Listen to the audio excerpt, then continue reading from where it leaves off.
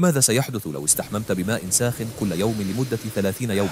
أول 30 ثانية حرارة الماء ترفع تدفق الدم بسرعة وتشعر بارتخاء فوري. خلال 5 دقائق تبدأ عضلاتك بالاسترخاء، لكن جسدك يفقد رطوبته أسرع بسبب التعرق. خلال أول يومين قد يرتفع معدل ضربات القلب بنسبة من 10 إلى 15% مؤقتا بسبب توسع الأوعية الدموية. خلال أول أسبوع ستبدأ بشرتك بالجفاف لأن الماء الساخن يزيل الزيوت الطبيعية، وقد تظهر حكة أو تهيج بنسبة من 20 إلى 30% إذا كانت بشرتك حساسة. خلال أسبوعين قد يتحسن نومك لأن جسدك يبرد بعد الاستحمام، مما يساعد على النوم العميق بنسبة تقارب من 10 إلى 15%.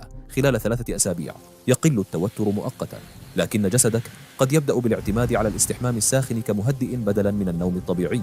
خلال 30 يوما قد تشعر براحة مؤقتة، لكن جفاف الجلد يزيد بنسبة من 20 إلى 30% إذا لم ترطبه، وقد يزداد خطر التهاب الجلد أو تفاقم الإكزيما. نصيحة سريعة: خفف حرارة الماء بعد 5 دقائق إلى دافئ. هل ستجربها؟ اكتب نعم أو لا في التعليقات وشاركنا تجربتك.